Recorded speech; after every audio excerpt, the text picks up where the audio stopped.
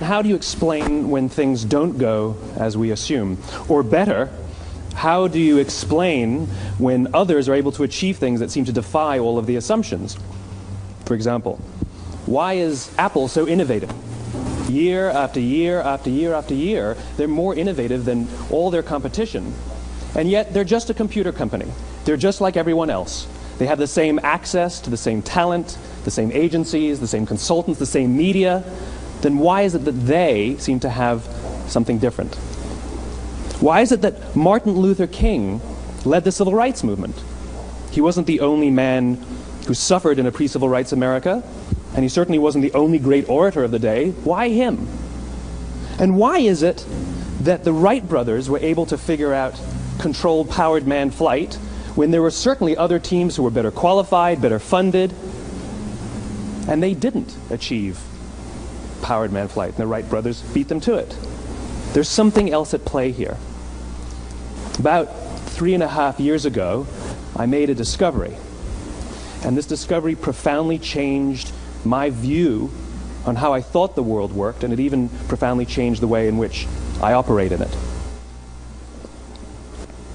As it turns out, there's a pattern. As it turns out, all the great and inspiring leaders and organizations in the world, whether it's Apple or Martin Luther King or the Wright brothers, they all think, act, and communicate the exact same way, and it's the complete opposite to everyone else.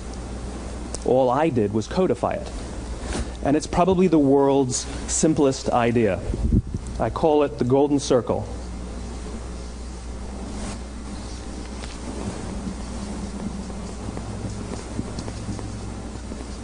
Why, how, what? This little idea explains why some organizations and some leaders are able to inspire where others aren't. Let me define the terms really quickly. Every single person, every single organization on the planet knows what they do, 100%. Some know how they do it, whether you call it your differentiating value proposition or your proprietary process or your USP. But very, very few people or organizations know why they do what they do.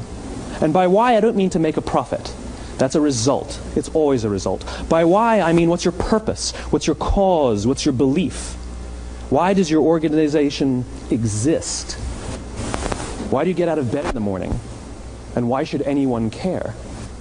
Well, as a result, the way we think, the way we act, the way we communicate is from the outside in. It's obvious. We go from the clearest thing to the fuzziest thing. But the inspired leaders and the inspired organizations, regardless of their size, regardless of their industry, all think, act, and communicate from the inside out. Let me give you an example. I use Apple because they're easy to understand and everybody gets it. If Apple were like everyone else, a marketing message from them might sound like this. We make great computers. They're beautifully designed, simple to use, and user-friendly. Want to buy one? Meh. And that's how most of us communicate. That's how most marketing is done, that's how most sales is done, and that's how most of us communicate interpersonally. We say what we do, we say how we're different or how we're better, and we expect some sort of behavior, a purchase, a vote, something like that. Here's our new law firm.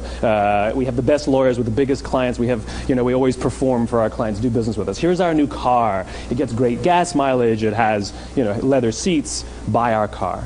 But it's uninspiring. Here's how Apple actually communicates. Everything we do, we believe in challenging the status quo. We believe in thinking differently. The way we challenge the status quo is by making our products beautifully designed, simple to use, and user-friendly. We just happen to make great computers. Want to buy one? Totally different, right? You're ready to buy a computer from me.